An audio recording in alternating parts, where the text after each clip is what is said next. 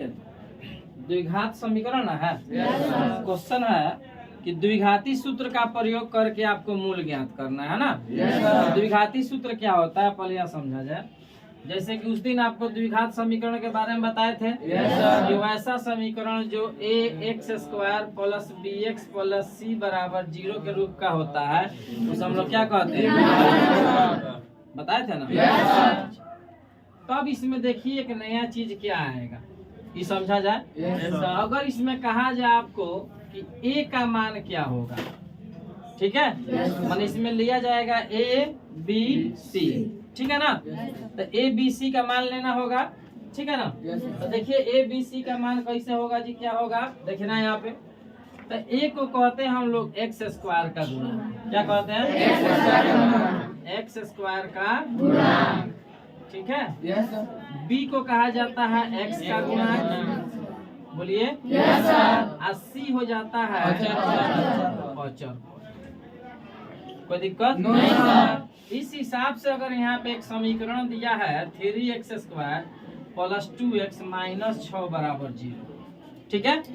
और कहा जाए इसमें कि आप a b c का मान निकालिए, है ना।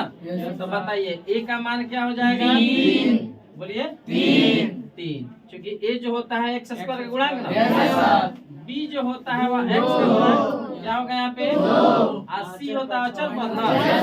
अचर पद कितना है यहाँ पे माइनस, चलिए कुछ 6 व कुछ -6, इसका चिन्ह इसके साथ साथ रहता है, चिन्ह को आपको छोड़ना नहीं है। तो c का मान हो गया कौन चीज, ठीक है।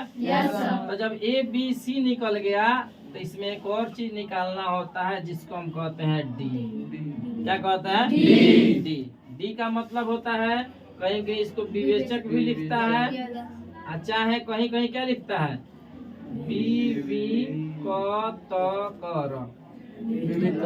ठीक है, बात समझ गए ना।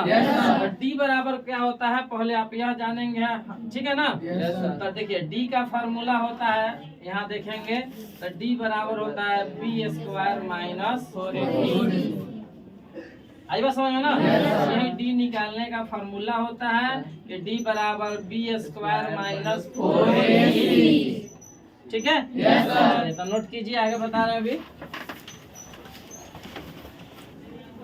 अब देखिए डी का जो आप मान निकालिएगा यहाँ पर, या डी का मान या तो आपका प्लस में आएगा, बोलिए, चाहे 0 आएगा, चाहे माइनस आएगा, इसके अलावा तो कुछ नहीं ना आएगा।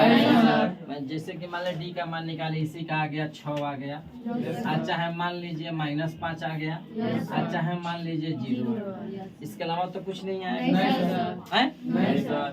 तो कहने का अर्थ है कि जब प्लस में आएगा तब क्या करेंगे, जब 0 आएगा तब क्या करेंगे, जब माइनस।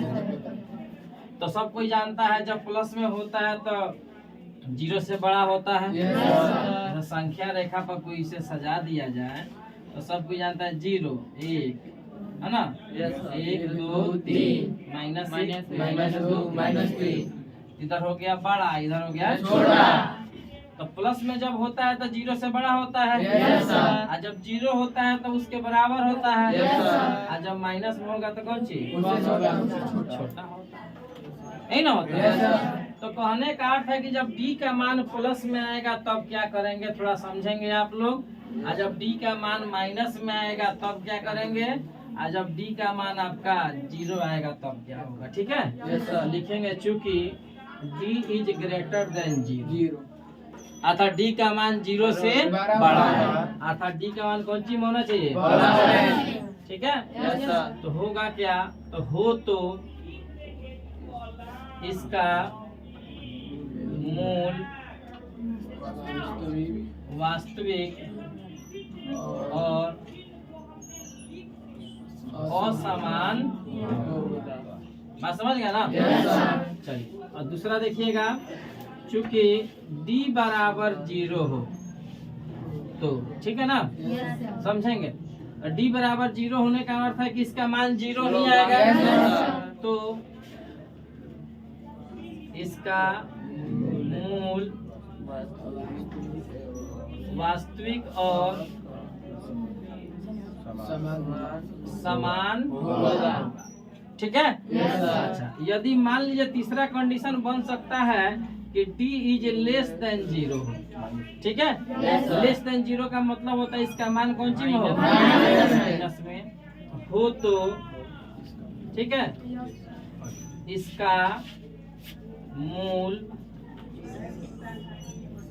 वास्तविक नहीं होगा। कोई दिक्कत नहीं सर। अब देखिए तो वास्तविक और अवास्तविक होगा, वास्तविक नहीं होगा, समान असमान क्या होगा ये आपको आगे हम बताते हैं। चलिए इसको पहले नोट कीजिए।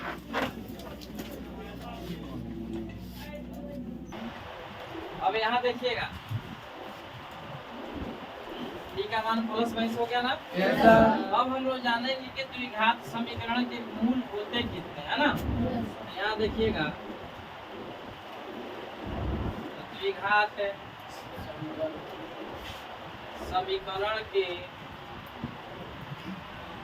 दो मूल, ठीक है। मूल कहिए चाहे शून्य कहिए, बात देखिए होती है, ठीक है। मूल होते हैं, समझ रहे हैं ना। क्या क्या देखिए तो इस तरह से लिखना जानते हैं आप लोग, क्या पढ़ते हैं इसका अल्फा, ठीक है। अल्फा मूल बराबर फॉर्मूला हो जाता है minus b plus root d बटा कौन सी, और दूसरा हो जाता है बी लिख दिया जाता है, खींच दिया जाता है, इसको क्या पढ़ा जाता है बीटा। इसका होता है minus B minus root d बटा कौन सी, ठीक है। अल्फा और बीटा में फर्क क्या है, अल्फा में यहाँ पे डी प्लस में होता है, बीटा में बाकी सब चीज सेम होता है, कहीं कुछ बदलाव नहीं, ठीक है।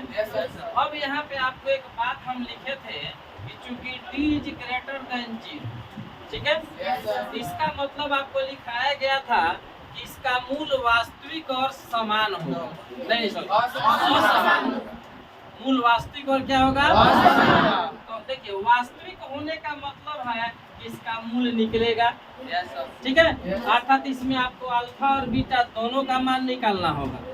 जिसमें कहेगा वास्तविक है समझ जाइएगा कि इसमें अल्फा का मान और बीटा का मान आपको निकालना पड़ेगा, इसका मान निकलेगा, समझिए ना।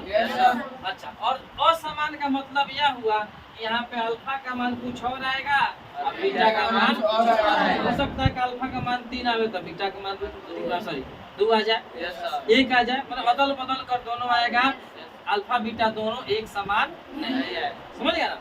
अच्छा, उसके बाद यहाँ देखिएगा अगर वही रहता है कि d बराबर 0 लिखे थे ना, तो d बराबर 0 का मतलब उसमें देखिए लिखा होंगे इसका मूल वास्तविक और समान होगा, ठीक है। तो वास्तविक होगा इसका मतलब है कि अल्फा का मान और बीटा का मान निकलेगा, और समान का मतलब हो गया दोनों समान होगा, अर्थात जितना अल्फा का मान होगा उतना ही यदि अल्फा का मान -2 आता है तो बीटा भी आपका -2 आएगा, समझ गए। और एक और आपको लिखाए थे हम क्योंकि d इज लेस देन 0 ना जी, अर्थात d का मान 0 से छोटा, ठीक है। तो इसमें आपको लिखाए थे कि इसका मूल वास्तविक नहीं होने का मतलब क्या होता है, जब d का मान आपका माइनस में आ जाएगा इसका मतलब है कि वहीं पर हम केवल लिख देंगे कि d का मान d इज लेस देन 0, इसलिए इसका मूल वास्तविक नहीं होगा, अर्थात वास्तविक नहीं होने का मतलब ही हुआ यहाँ पर अल्फा का मान और बीटा का मान नहीं, ठीक है। इसमें अल्फा बीटा होगा ही नहीं, जब माइनस में होगा तो इसका वैल्यू निकलेगा ही नहीं, बस समझ गया ना।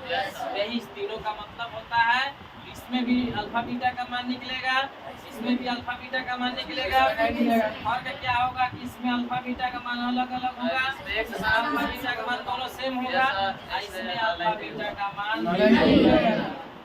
समझ गया ना। कोई दिक्कत यहाँ तक, चलिए नोट कीजिए। तो सवाल है जी, ध्यान दीजिएगा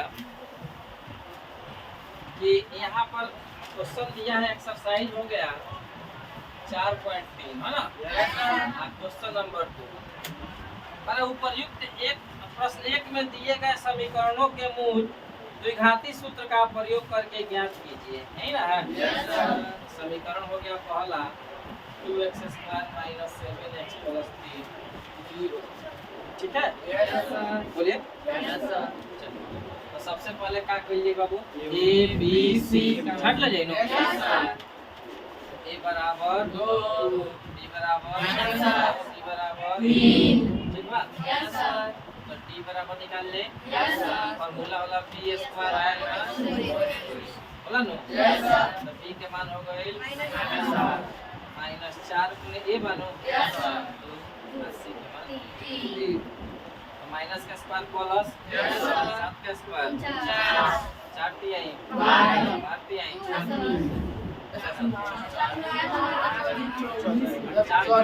4 दूना 8 तिर का 24 सीधा बोलो। 49 में से 24 घटी तो 25 ना भी 25 हो गए। ई बताओ 3 को दवाई लिखो लेना। एक नंबर में टी ग्रेटर देन 0, दो नंबर में टी बराबर 0, तीन नंबर में टी लेस देन 2 कौन दिया है? एक नंबर जैसे कि टी का मान 0 से बड़ा बा प्लस में बनो जादव जी बोले। ठीक बा, लिखा है चूंकि टी इज ग्रेटर देन 0 इसलिए। ठीक बा, या लिखल जाए इसका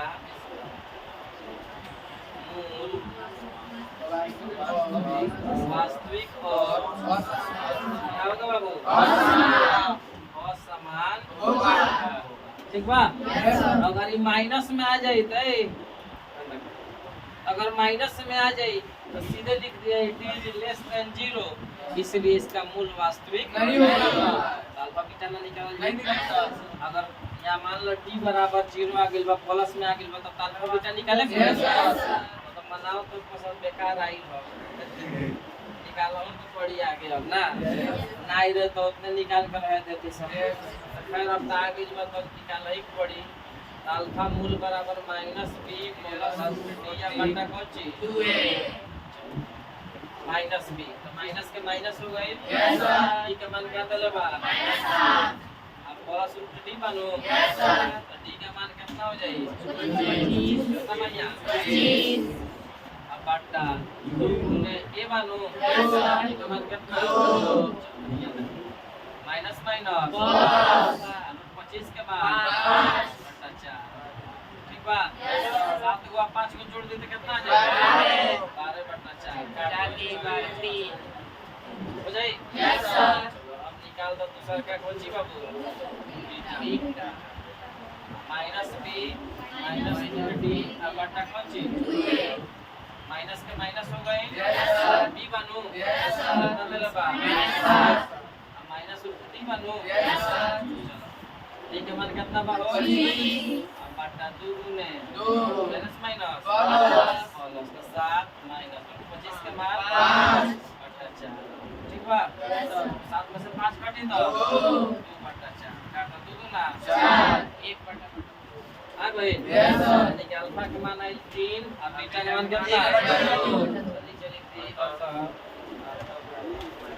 मूल बराबर 3,1 बटा 2 दिक्कत इतना सब बाकी जितना सवाल में बना लिए दिक्कत बाकी बना के घर से लिए जब। ठीक बा, नोट कर जाए यहाँ तो फिर